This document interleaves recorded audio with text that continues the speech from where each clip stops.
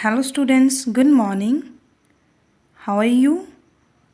Okay, so now we are going to start our chapter with the leftover content.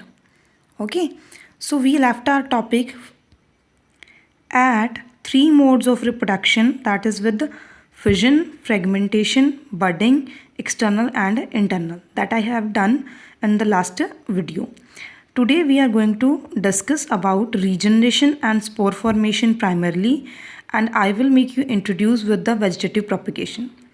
But before this, let me introduce you with some other topics related to the lifespan of the organism.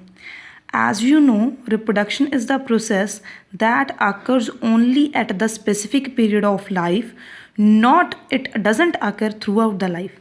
Means एक specific as और specific period के दौरान ही sexual reproduction क्या होती है किसी organism में observe करने को मिलती है. थ्रू आउट लाइफ कोई भी ऑर्गेनिज्म रिप्रोड्यूस नहीं करता. So, depending upon the necessities or characteristic feature of the organism during various periods of life, the lifespan of an organism is divided into four stages. First stage of the lifespan represents juvenility, means the period before attainment of puberty. It is the period when organisms are child and they do not develop any capacity to reproduce. But at the end of the stage, they become pubert and gain maturity, and this state, the attainment of puberty, results in maturity. Then maturity, it lies throughout life in male, but it ends up at the age of 40 to 45 years in females. That represents the menopause. And it means menarche is the first menstrual flow when the female attains the puberty, and menopause is the last menstrual flow when female pauses its reproductive capacity. Third stage of the life is aging and senescence, in which progressive means stepwise, deterioration means degradation of body cells and tissue occur. When these deteriorative changes, they become irreversible and terminal, that is said to be the senescence, and this senescence ultimately lies to death. I told you first that lifespan is not the characteristic feature of an organism.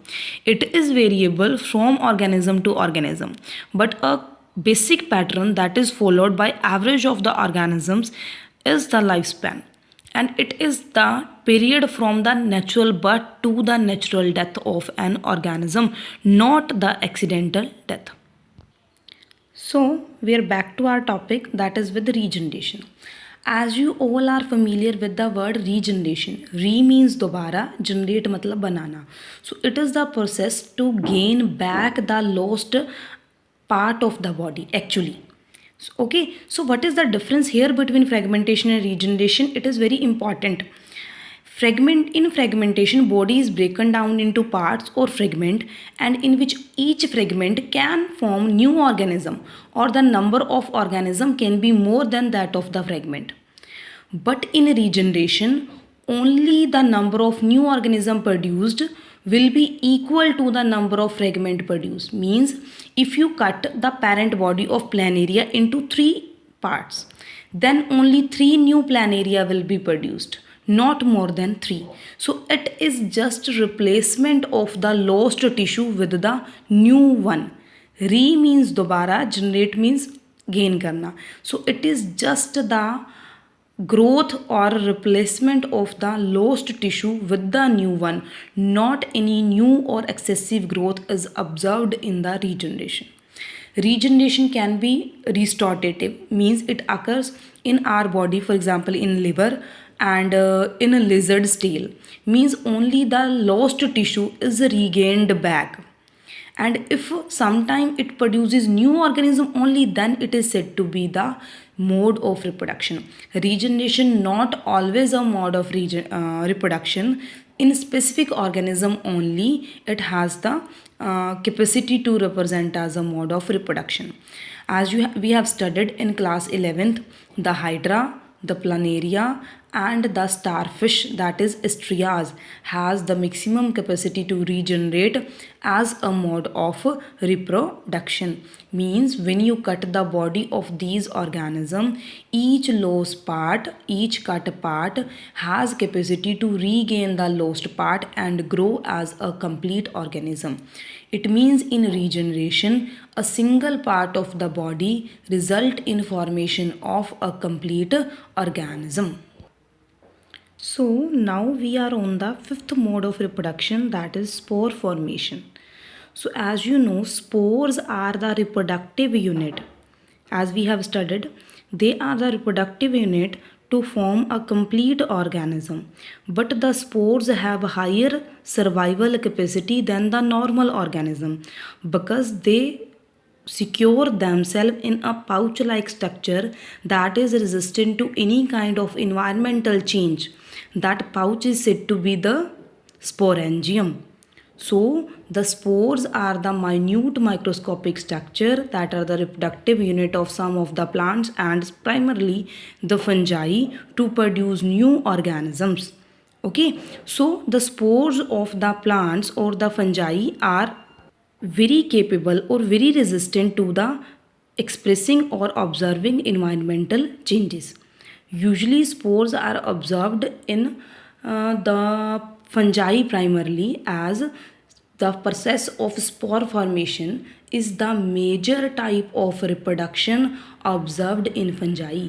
Means fungi primarily reproduce by formation of spores.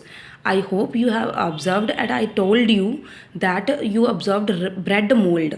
Bread mold is the bread fungi that is known as Rhizopus.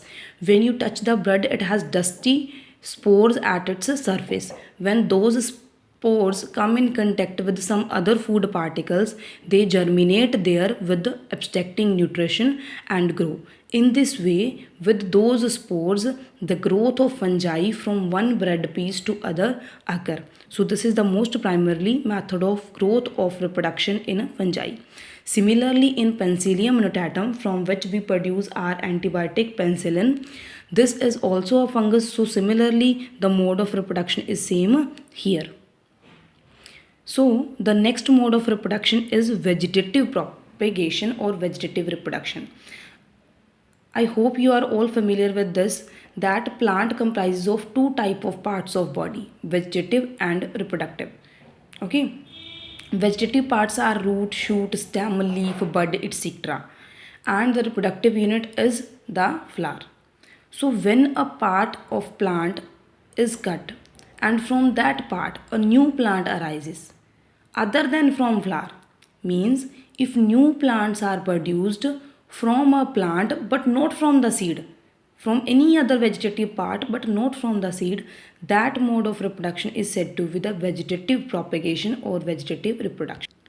That vegetative propagation can occur by two methods, that can be natural or can be artificial. In your 10th class syllabus, you have studied about natural methods of reproduction of vegetative propagation, that is in sweet potato, that is shakarkandi. It is a kind of vegetative underground root. Other one are potato, the vegetative underground stem. Then are the corn in 11th class syllabus and many more. And the most important of these is the bryophyllum, in which the leaf buds are responsible for formation of the new plant. So all these plant which grow from the part of plant other than seed, they all come under the vegetative propagation. For example, stem cutting growth of the rose. If it occur naturally, then it is natural method, and if we artificially induce this method, then those will be discussed in artificial methods of vegetative propagation. Four methods of artificial vegetative propagation are cutting.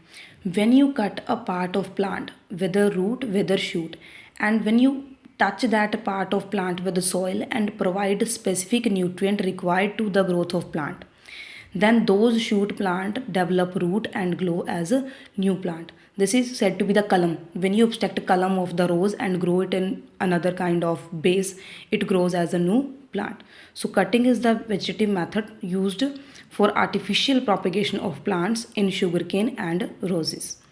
Next is the grafting. Grafting means then you modify the property of the plant. You unite two different vascular bundles or the root system of some other plant or shoot system of some other plant. In grafting, various kind of cuts are formed in two kind of plant. That is, if you chose the root system of one plant for your study, that is said to be the stalk, and the plant that you chose for stem, that is said to be the scision. Then you cut both these plants in such a way that the vascular bundles of both unite. Vascular bundle means xylem and phloem. When you want to make unite these vascular bundle, necessary point is how you make cut in both the plant, that is stem and root. For those 3 or 4 kind of cuts are present, that can be multiple, wedge, v-shaped, depending upon which kind of cut you made. And this is the very widely used method in mango. Third one is layering. Layering is nothing. When you cover the stem of a plant with the soil, then as you know that soil is necessary for generation of root. From that very plant, roots generate, and from that part you cut the branch and a new plant rises. So layering is nothing, the covering of part of plant, that is stem, with the soil. When it come in contact with the soil, it develop root. From those roots new plants arise. Last method is tissue culturing. Here some terms are there. Tissue culturing is also known as micropropagation, because in tissue culturing you work at the level of microscope. You abstract a specific tissue of the plant, then you grow that tissue in artificial medium in laboratory. When those cells divide, they form a ball of cell. That ball of cell is said to be the callus. Okay. Then when the cells divide, they form a ball of cell, that is said to be the callus.